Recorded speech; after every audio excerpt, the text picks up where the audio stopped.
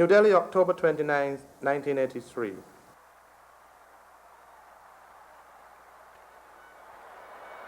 The Firozshah Kotla Cricket Ground. The first day of the second test between West Indies and India. India 166 for 1, Gavaskar 97, and history is in the making. Marshall to Gavaskar. Let's stand away, it's going down. That's going to be 4, and that's Gavaskar's 100. Gavaskar getting on to his 29th test century.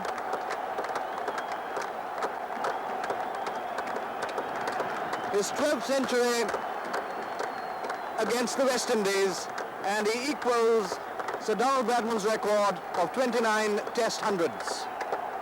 A standing ovation from all present here. Exactly 2 months later, Gavaskar achieved the 30th century of his glowing career. This is where it all began, 15 years ago. Right here in the West Indies, playing in his maiden test series, Gavaskar scored 3 centuries and a double century. As captain of the West Indies team, I was at odds to devise a strategy to get him out. And he ended the tour with 774 triumphant runs from just 4 tests. Consequently, India won the test series against the West Indies for the first time. Over the years, Gavaskar has been the only player to score 13 centuries, including 3 double centuries of the West Indies fast attack. Both world records. To face such fast and hostile bowling as he has, and to still come out on top, is simply amazing.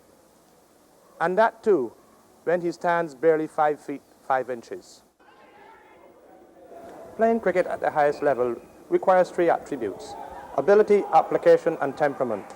These days, with so many fast bowlers operating, the slightest flaw in technique is very quickly exposed.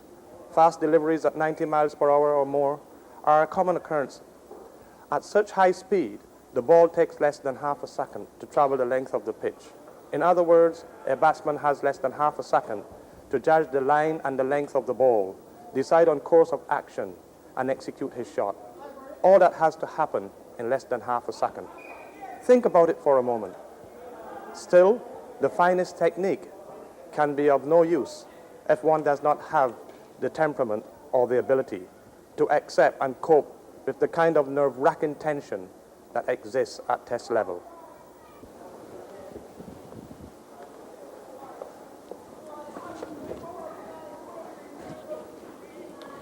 In the program which follows, Sunil Gavaskar talks about the greatness of some of his leading contemporaries.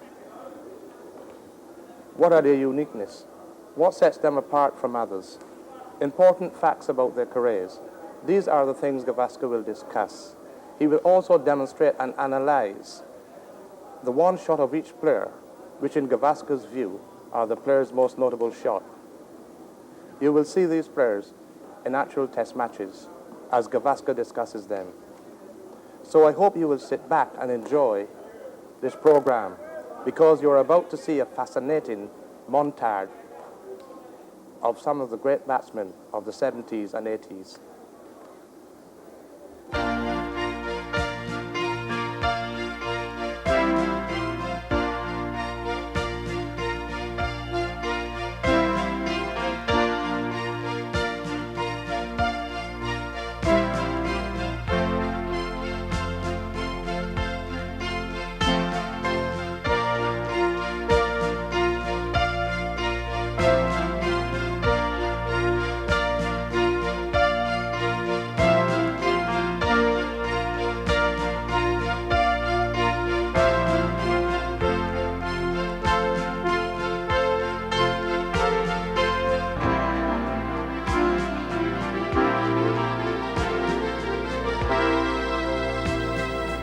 Hello, this is the Firozshah Kotla Cricket Ground in Delhi, the stage on which many great innings have unfolded. On this very pitch where I'm standing now, history has been written and rewritten.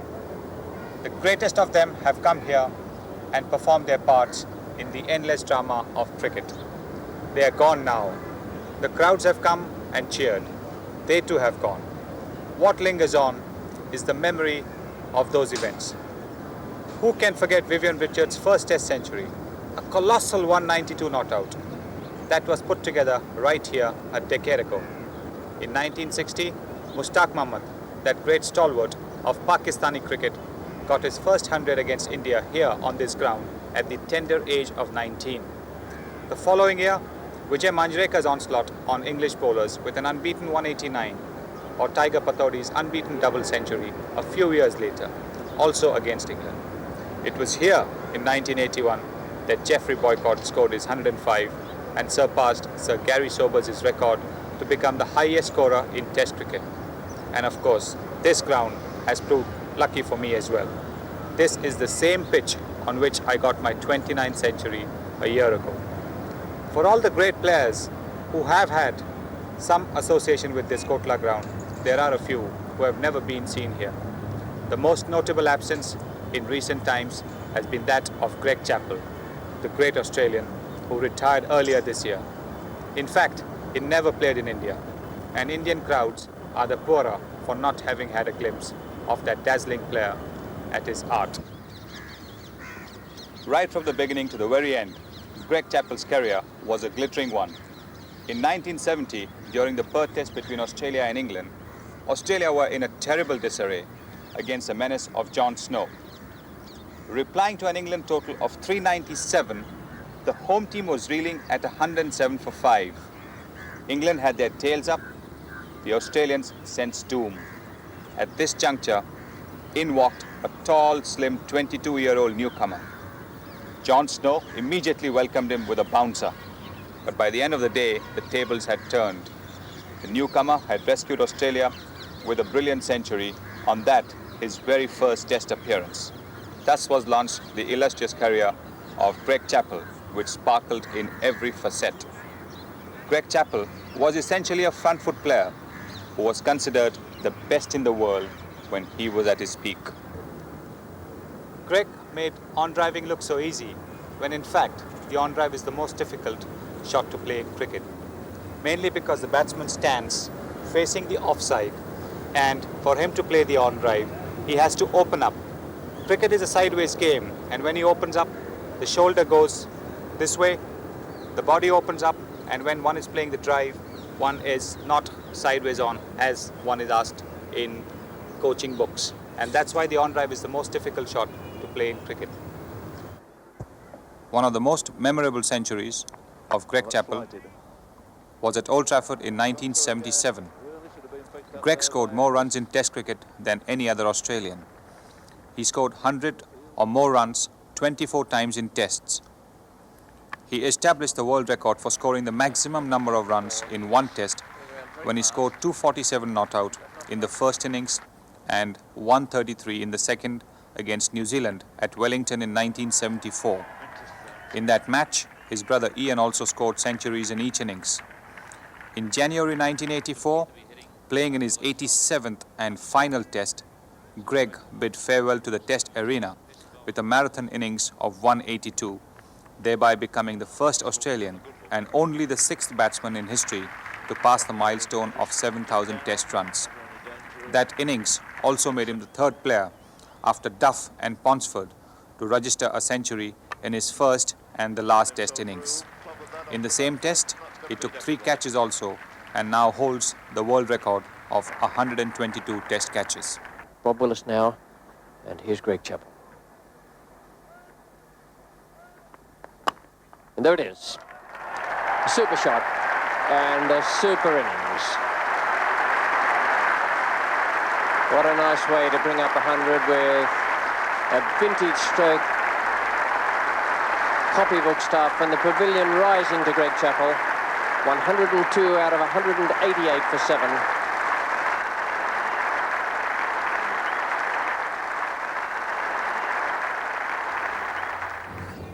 Greg Chappell has retired and so will not be seen in Tests anymore. But there is Viv Richards to delight the crowds and agonize the bowlers around the world. Easily the king of batsmen on the present Test circuit, he is the one player all oppositions fear most and go into delirious merrymaking when he is kind enough to hand them his wicket. Hand them is the correct way to describe it because he rarely makes a mistake. We in India know him, for it was against us that he launched his brilliant career in 1974. That year, in the first test at Bangalore, he won his test cap, mainly because of Lawrence Rowe's illness. The crowds were delighted by his impeccable fielding, though I was personally unhappy because he not only caught me brilliantly, but also my opening partner, Farooq Engineer. His batting in that test was nothing to rave about, and all the advance warnings about Viv's great potential from the venerable captain of Somerset, Brian Close, were quickly dismissed. Seemingly stung by this attitude, Vivi decided to take matters in his own hands when the second test began here on this ground in Delhi. He started shakily, but in the company of his captain Clive Lloyd, he opened up and in due course registered his first test century. That was not the end, but just the beginning, because having, as he later said, made it, he ruthlessly tore into our attack. Viv was merciless till the end, and when the last West Indian wicket fell, he was not out with 192, only 8 short of a double century. Playing off the back foot is a risky business in England because the ball moves so much in the air and off the wicket. And so while playing for Somerset, Richards adapted himself, like all England players, to go and play mainly off the front foot. Normally one would play a ball pitched on the middle and off stump, straight towards off or extra cover. But Vivian Richards goes so far down on the offside that when the ball is pitched on the middle and off, he has to turn his body because if he did not, it would hit him on his pads. And therefore, he plays a shot which goes anywhere from the onside to mid-wicket, square leg, and sometimes even fine leg. And that's why this shot is uniquely Viv Richards' shot. This is a dangerous shot because one has to play completely across the line of the ball. Against a good outswing bowler, it can be fatal. But Richards' remarkable eyesight allows him to get away with these types of shots, which lesser players would be content to play back to the bowler.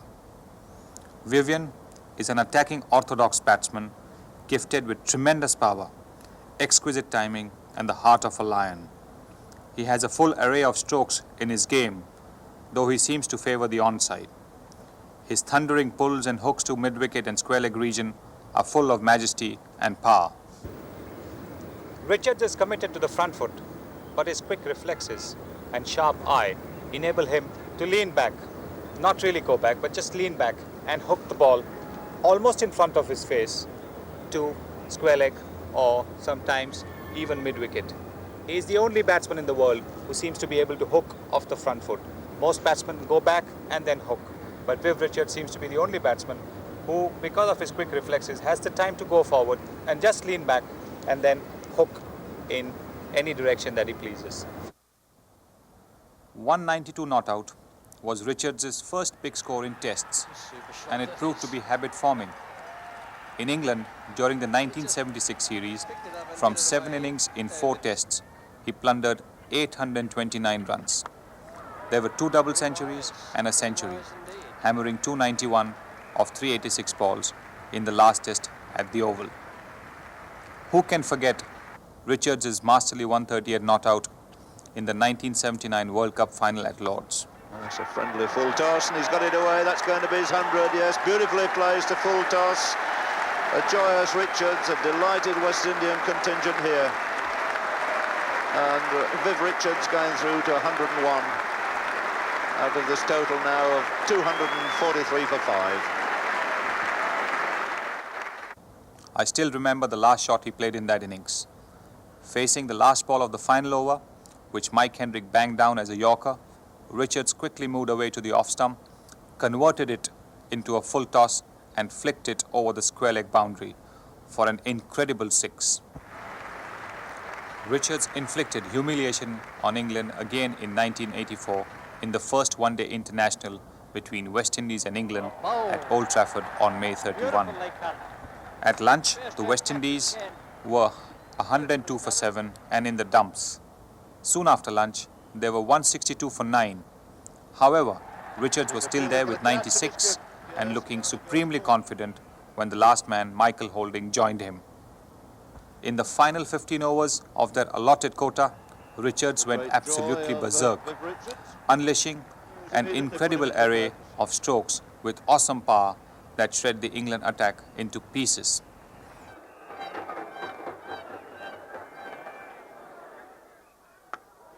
Oh, that's a real cracker of a shot. Soared away into the far distance there, right smack into the middle of the crowd. So 150 goes on the board for Viv Richards, holding down the wicket to shake him by the hand. Tremendous performance, 4 sixes, 15 fours, and he's scored up more than a run a ball.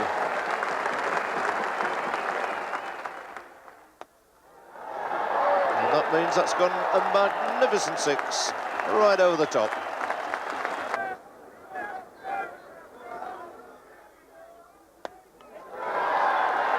That's going to be the 2, all right. Is it going to be 4? Yes, just beaten Fowler, racing round there. So there we are, 100 stand for the last wicket. 166 when they came together. It's moved on now to 268 with a ball left. And this massive contribution of Viv Richards now stands on 185. When the West Indian innings closed at 272 for 9, Richards' contribution was 189 not out. That innings of Vivian was one of the best that I have seen and is etched in my memory forever. To score a century in a one-day game is a tall order. To score almost a double reflects absolute mastery. In the face of such a commanding performance, England surrendered at 168. This was a case of Vivian Richards single-handedly thrashing England. If there ever was a match winner, here is one. If Viv Richards is all macho power, then Zaheer Abbas of Pakistan is all grace. Zed, as he is affectionately called, is a batsman of rare quality.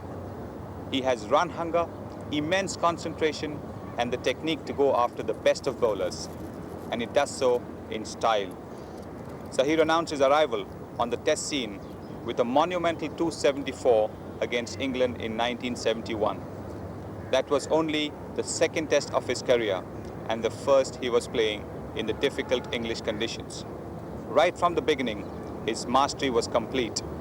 It is a small wonder, therefore, that in 1982, when he cracked a devastating 215 against India at Lahore, he became the first Asian to reach 100 first-class centuries.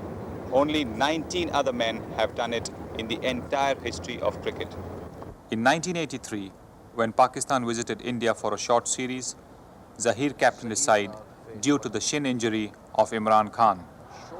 He was not exceptionally successful on that tour, that is, when judged against his earlier performances against India. Although his highest test score was only 85 at Nagpur, his batting did not lack its usual flair. Zaheer Abbas plays his strokes all round the wicket with great poise, but his off drives have a very special quality. His cover drives have often been compared with those of the former England great Walter Hammond. The beauty of his cover drive is that at the point of contact, his wrists are so supple that he seems to be able to change the direction of his shot at the last moment, depending on the field placement. The result, as you can guess, is that he invariably finds a gap. Zaheer's cover drive is the best in the world and also the most elegant. It does not have to be to a half volley, but Zaheer can play it to a ball which is pitched not quite up to the bat. In which case, Zaheer will often just turn the face of the bat to change the direction of the ball. This way he keeps the fielders guessing. When he has the bat face straight, the ball goes towards extra cover or cover. When he opens the face of the bat, the ball goes towards cover point and point. And this way, the cover fielder does not know which way to anticipate the shot. That is what makes Zaheer's cover drive a difficult shot to keep a field to.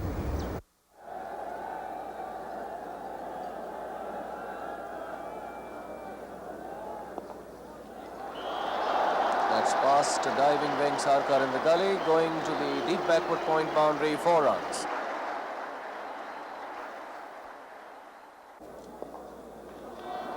It's neatly turned away down towards deep mid-wicket. Mahinder Amarnath after it. 2 more to the right. Zaheer goes to 68. Zaheer is an absolute murderer of spin bowling. He uses his extraordinary reach to drive good length balls with tremendous force on both sides of the wicket. And if a bowler bowls short to him, he is quick to go onto the back foot and deal with it there. Even the best of the slow bowlers have not been able to contain him once he got going. In 1978, when India toured Pakistan for a 3-test series, Zaheer plundered more than 500 runs of our attack, which was based on spin. In fact, it was Zaheer more than anyone else who was responsible for cutting short the careers of India's 3 great spinners, Bishan Bedi, Prasanna and B.S. Chandrasekhar. His batting, especially his cover driving, made them look like ordinary bowlers. And that is punched past extra cover. Is it going across the line? 4 runs. That's his 100. Well played, Zaheer Abbas. 100 not out. First 100 at the National Stadium, Karachi. There's the applause from this very large crowd at the National Stadium. Zaheer not out, 100. Yes, I think it's a great performance. He deserves it, and I'm sure that everybody in the stadium not only enjoyed his innings but is also proud of his innings. It was a magnificent performance. And there is pleased Zaheer Abbas. It was as though to say thank you very much for all the applaud he got. It's heaved away over mid-wicket, and that's a 6. Zaheer cutting loose. The 100th run of Zaheer's 100th century was the 30,890th run of his career. Only 2 others have scored more. He holds the world record for scoring centuries in each innings of a match, having done that 8 times. On 4 occasions, he scored a double 100 and a 100 in the same match. That is also a world record. One can never say enough about this batting genius. I think no World 11 would be complete without Zaheer Abbas. What a lovely shot through the covers, 4 runs. The glory of a cover drive being typified there. What a glorious shot that.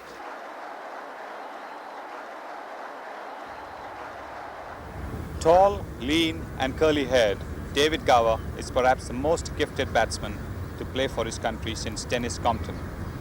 His early ambition was to be a lawyer, and he actually did join a law course in London.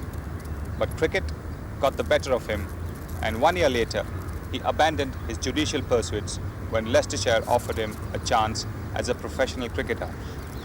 Gower's batting is all elegance, touch and precise timing. When in 1978, at the age of 21, he was picked to play for England against Pakistan, he hooked the first ball he received for a boundary. He had an exceptionally good series at home against Pakistan and New Zealand that year. He was also outstanding in Australia later that year, scoring a century in the Perth Test. The left-handed version of the cover drive is David Gower's. The 3rd century of Gower's career was a sterling 200 not out against India at Edgbaston in 1979, out of a mammoth total of 633 for 5, which inflicted an innings defeat on India. Subsequently, there was a low period for Gower, but by the time England were in the Caribbeans in 1981, he was back in form, notching up a solid 154 not out at Sabina Park.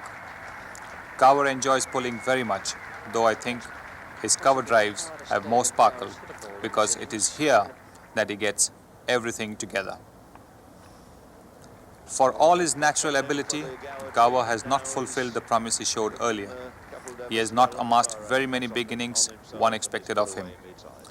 That's unfortunate for him and England, though I have not heard any opposing teams complain about it yet. He seems to suffer from a lack of concentration, the scourge of many a great batsman, and to some extent problems of footwork. Particularly when playing against medium pacers, Gower sometimes does not move very well and seems to play from the crease. This often results in a leg before decision, but when spinners come on, he's quick on his feet and is particularly adept at driving through the covers. When he plays a shot, Gower gives the impression that he has just tapped the ball. Don't have any misgivings about it, because he has such good sense of timing that even a tap from him causes the ball to race to the boundary. 150 out of 544 for 5 wickets.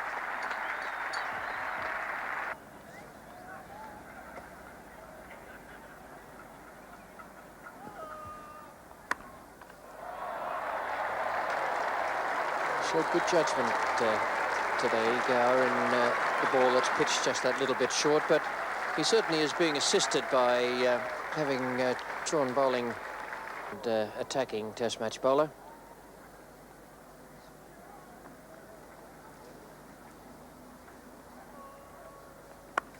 It's one of the best shots he's played. It was shortish, but I know a few players who might have been playing it straight back down the pitch. In the first over after tea, we pick up David Gower. He's on strike. Chappell Davis, the bowler, and Jim Laker is your commentator. So, another single to Gower. Single bringing England on to this huge total of 600.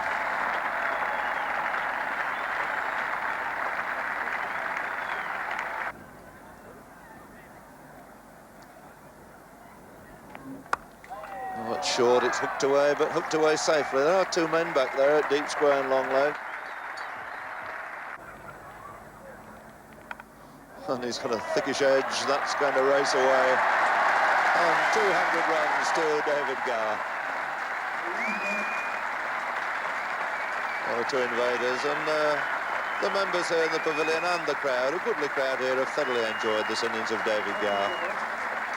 Brought something new, something fresh to English cricket. And there is 200 up on the board out of the highest total ever made by England against India now, 632 for 5.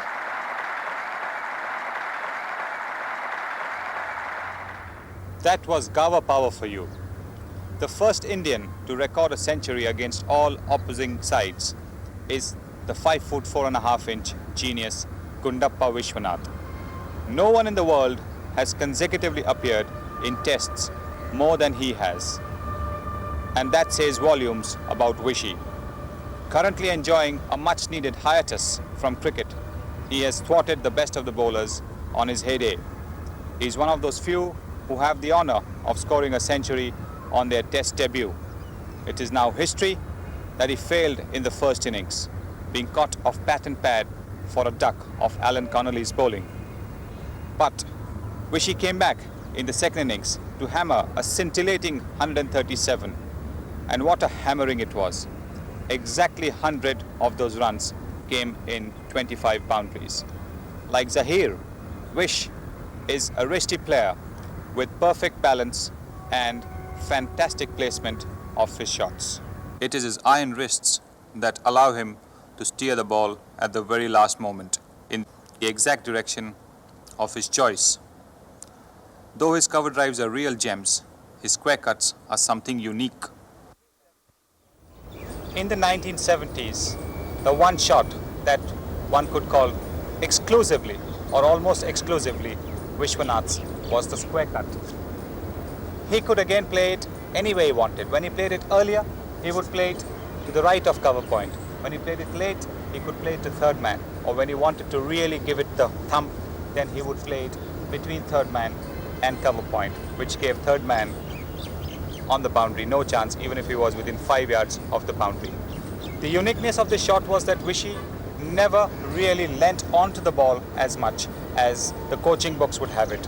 But having played that shot, he tended to fall away onto the onside or behind, which made it a shot which was totally different than the one advocated by the purists.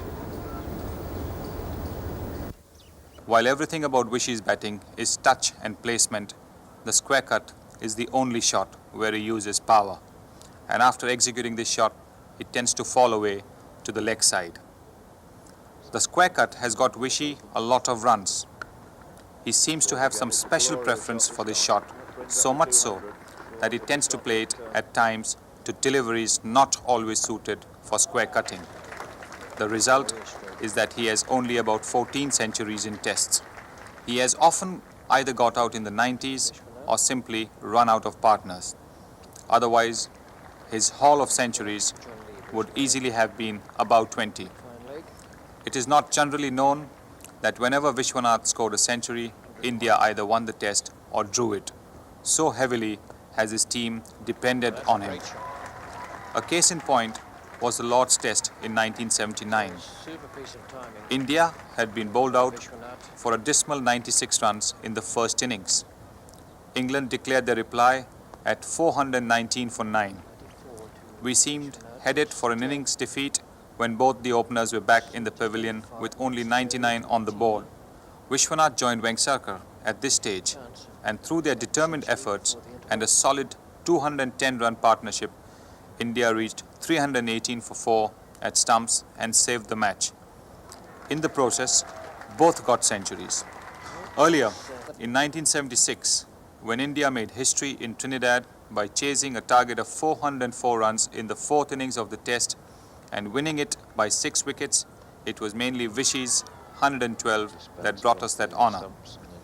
After the 1979 Lord's Test, John Woodcock of the London Times wrote, "To bat as well as Vishwanath does, and yet to be so very small, requires a genius for the game." That opinion is emphatically supported by the fact that Vishwanath has scored over 6,000 runs in tests.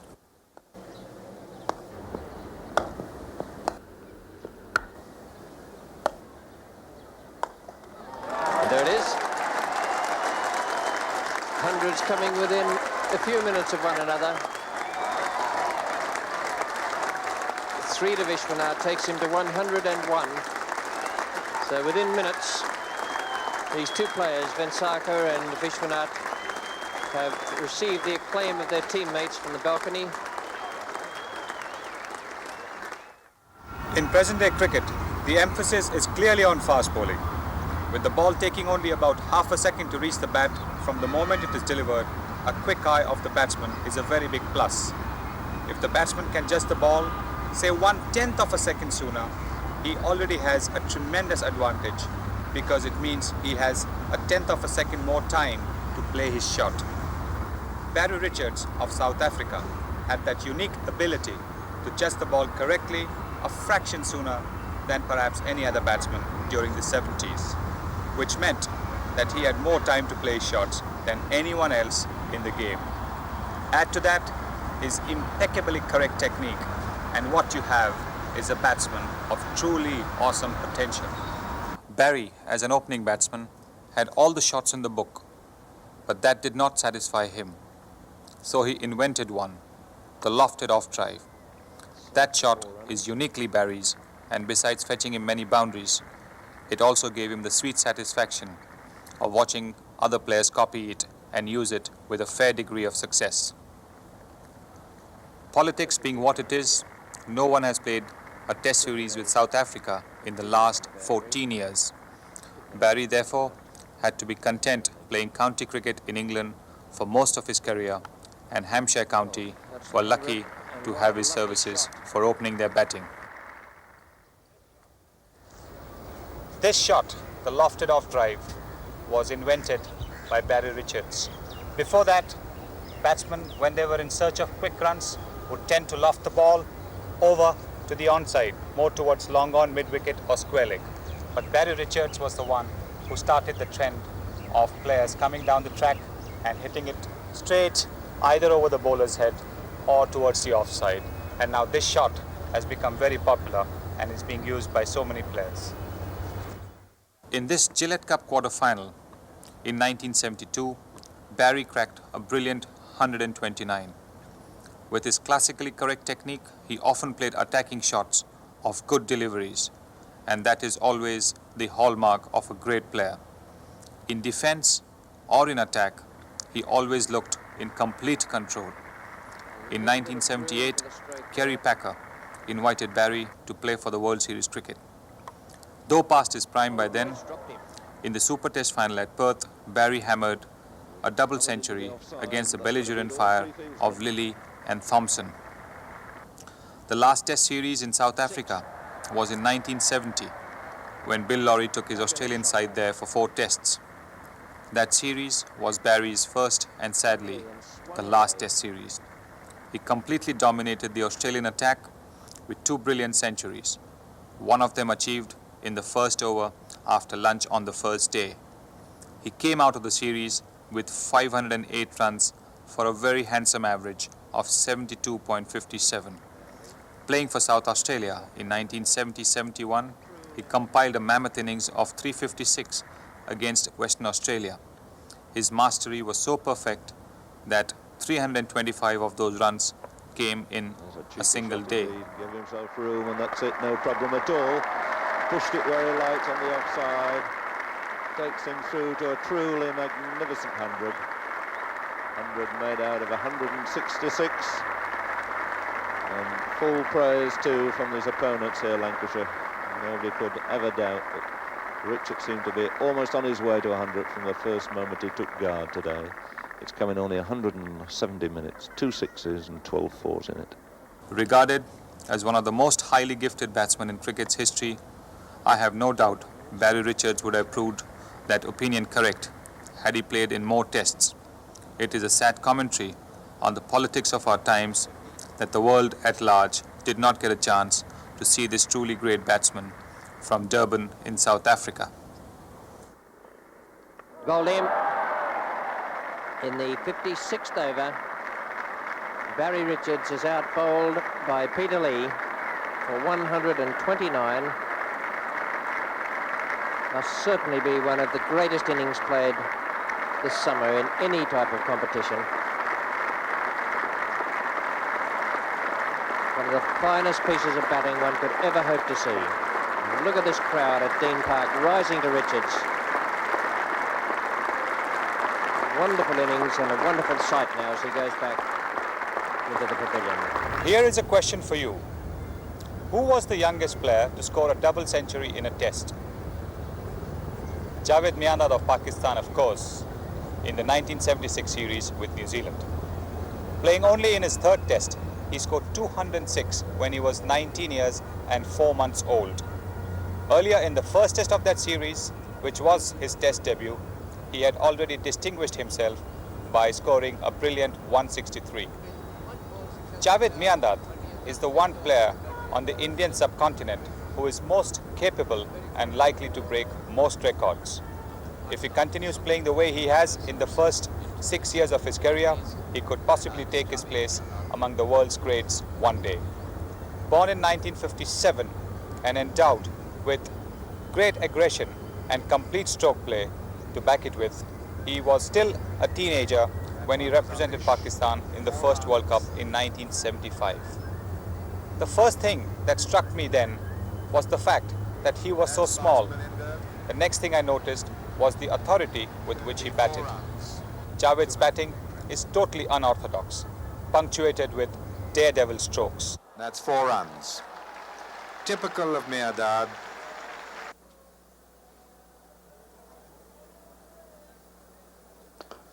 And he's done it. Now, if that wasn't an indication to the bowler, nothing was. 4 to deep mid-wicket. This is becoming a little ominous for India. Another single.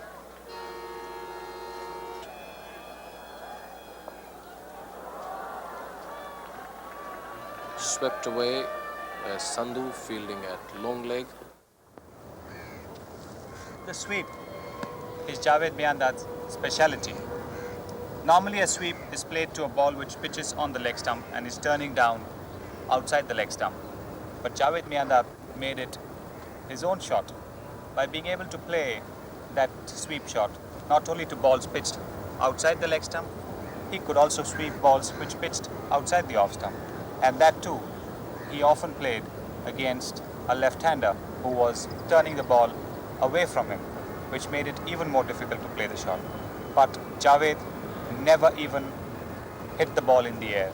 His unique wrist work made it easy for him to keep the ball down and not loft it up in the air for deep fine leg to take the catch. At the beginning of the 1983 season, Pakistan came to India for a 3-test series. In the first test at Bangalore, Javed came as close to a century as one can without actually getting there. He was out caught on 99. Only 36 men before him have suffered such a fate in tests. In that series, Javed failed to score a single century and yet ended up with an average of 75 per innings. 1 year earlier, when India had visited Pakistan and received a thorough thrashing from Imran and company, Javed had been one of our main problems. In that series, from just 5 appearances in 5 tests, he collected 547 runs. That works out to a stupendous average of about 109 runs. In the 4th test, when Imran declared Pakistan's innings closed at 581 for 3, Javed was batting with 280 and looked every bit certain to get the remaining 20 runs for what would have been a magnificent triple century. But Imran's destructive schemes for India could not wait. In that test, opener Mudassar Nazar also scored a double century and shared with Javed a 3rd wicket partnership of 451 runs, equaling the world record for any wicket held by Ponsford and Don Bradman since 1934.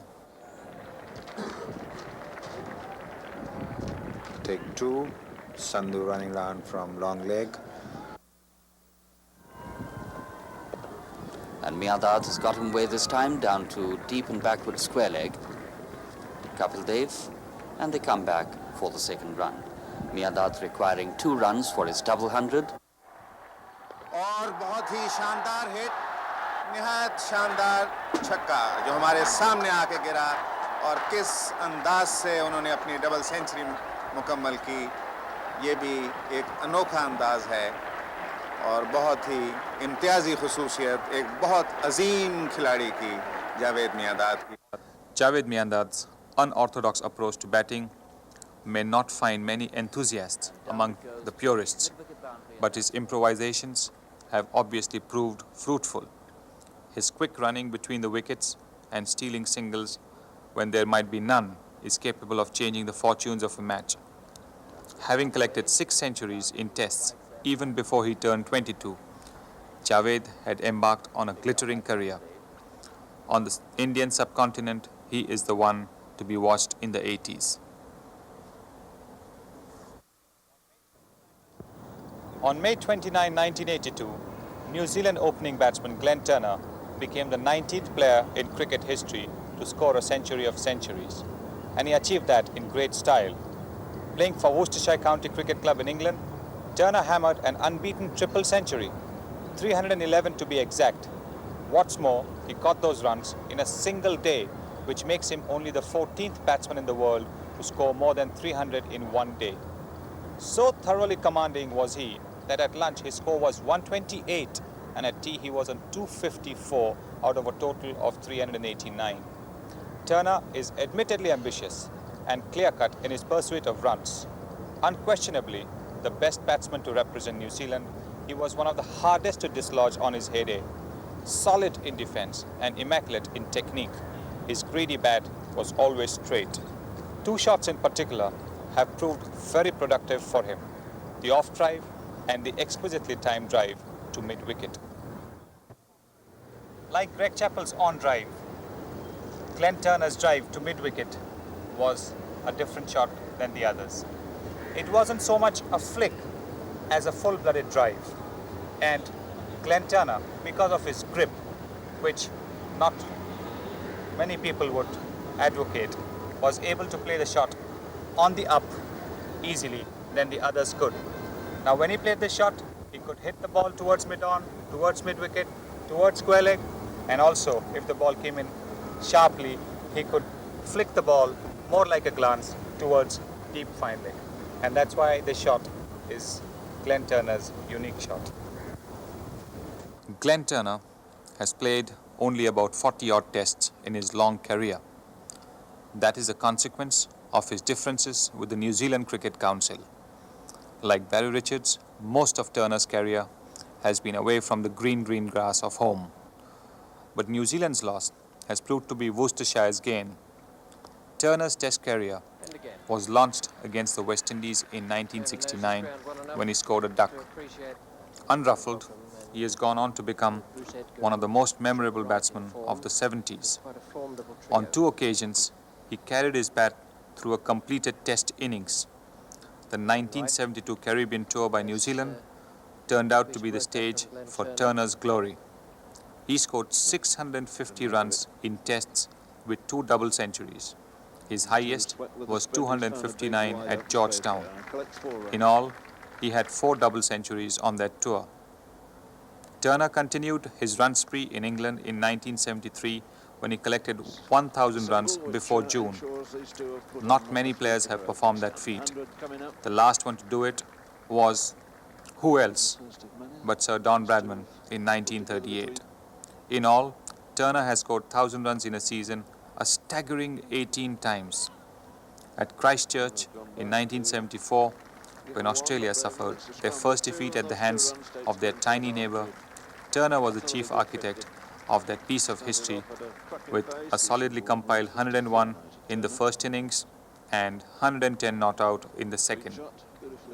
When Turner scored that 311 not out in 1982, he became the first batsman to go on to a triple century while completing his 100 first-class centuries. Were it not for his differences with the New Zealand cricket officials, the world would surely have seen many more records tumbling to Glen Turner. Traditionally, cricket has been regarded as a gentle game. Not anymore. Cricket has changed dramatically in the last 10 to 12 years. How frequently one sees a batsman wrapped up in thigh guards, chest guards, arm guards and helmet, looking more like a gladiator. The contest between a bowler and a batsman nowadays is more fierce. Cricket teams are increasingly relying on their fast bowlers. With so much short pitch bowling aimed somewhere above the waist, a batsman is at a distinct disadvantage. In such a climate, if there is one stroke which can do wonders, it is the straight drive.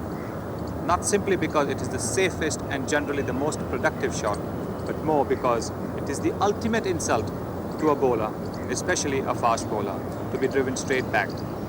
Thus a batsman can reap tremendous psychological advantage from that shot. The luxury of a straight drive, though seldom comes the way of batsmen these days because of the rarity of a pitched-up delivery. Against the present lot of fast bowlers in the world, square cut, a flick of the hips and the hook are the shots that one has to use. However, when I do get the opportunity to play a straight drive, I rarely miss it because it happens to be my favorite shot. Now when one plays a straight drive, one's foot has to go straight to the pitch of the ball. The bat has to come straight down and follow through, absolutely straight, so that when the ball is met, the ball goes either to the right of the stumps or to the left of the stumps. Now if the bowler has bowled a ball going away, an outswinger, then the shot would be played towards the left of the bowler. And if the ball has come into you, then the shot would be played to the right of the bowler. In either case, one has to make sure that the ball is hit with sufficient power and not straight to the fielders at mid-off or mid-on.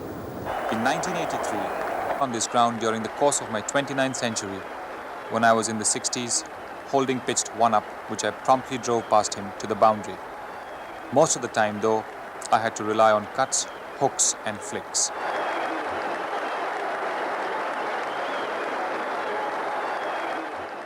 Gavaskar facing Michael Holding from the pavilion end.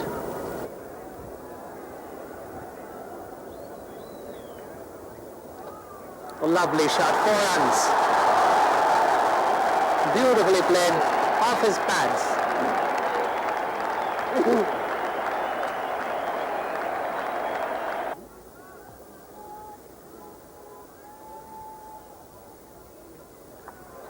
That's been hooked away. 4 runs. Davis to Gavaskar. No pitch ball. Larry Gomes chasing it. And it's already over the fence. I told you the outfield has been very, very fast. And that indication is positively there, that stroke that is played, and Gavaskar in full cry. Gavaskar's first 20 centuries came in 50 tests. His next 10 took another 49. Clearly, age is catching up with him, but his appetite for runs does not appear any paler. Before the 1983 West Indies tour of India began, for about 2 years, Gavaskar performances have been far below the standard the world have come to expect of him. There was talk of writing him off as a spent force. Therefore, it is all the more a tribute to his determination that he came back to dominate with a sensational century in the second test at Delhi. There was hooks, straight drives, square cuts and pulls in plentiful.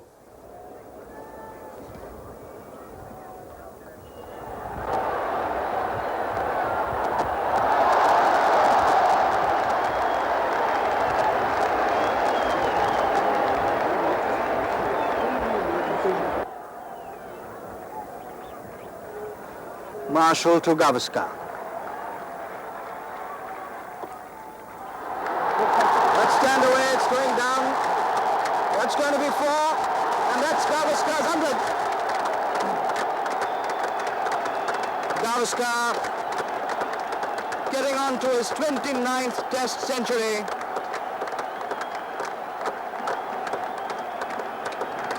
His 12th century against the West Indies, and he equals Sir Donald Bradman's record of 29 test hundreds. A standing ovation from all present here.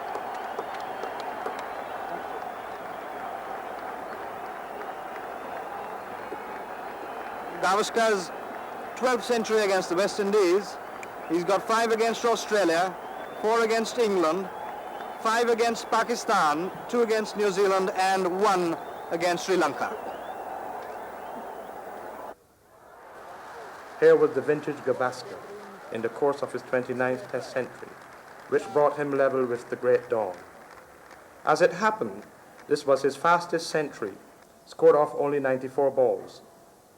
But it is his long, dogged innings, especially when facing defeat or victory, where he has earned his true colors. Take his 221 in England in 1979, set to score 438 in the 4th innings to win the match. No one gave India a chance to even draw the match. Gavaskar batted for over 8 hours for his chanceless 221, and when he was 4th out at 379, victory was on the horizon. In the end, India failed by only 9 runs with 2 wickets in hand to pull off a most sensational win. Many people believe that double 100 to be Gavaskar's greatest innings. Does he agree with them? No, I don't think so, because I rate my century at Old Trafford in 1974 as the best test century I have scored. The reasons are quite simple. The wicket was green. Secondly, I had not scored a test century for almost 3 years. So there were doubts in my mind about my ability as a batsman. Also, Bob Willis was trying to establish himself in the England side along with Chris Old and Mike Hendrick, who are absolutely formidable bowlers in English conditions. And considering that, plus the weather, which was quite cold, I thought the odds were completely against me. And therefore, when I did eventually score that 100, I was a very pleased man.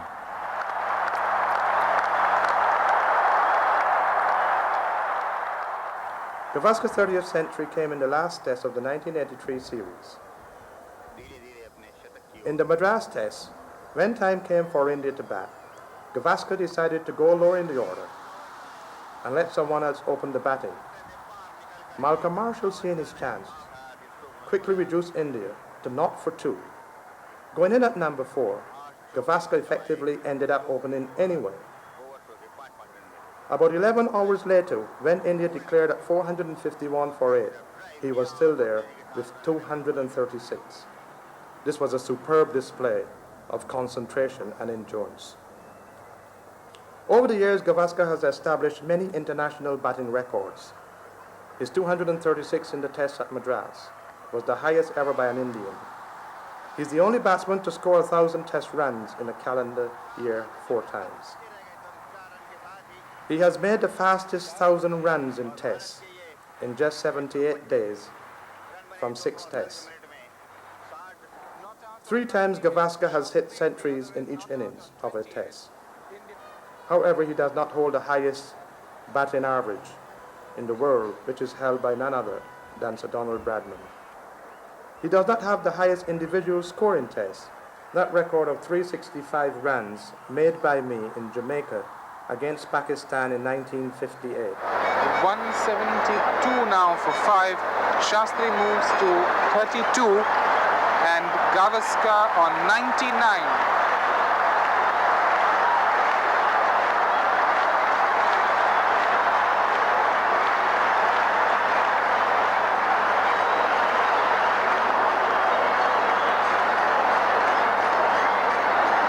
Coming in at number 4 in this match. Starting out in 1971 against the West Indies and amassing those 774 runs. 1 run short of his 30th Test century.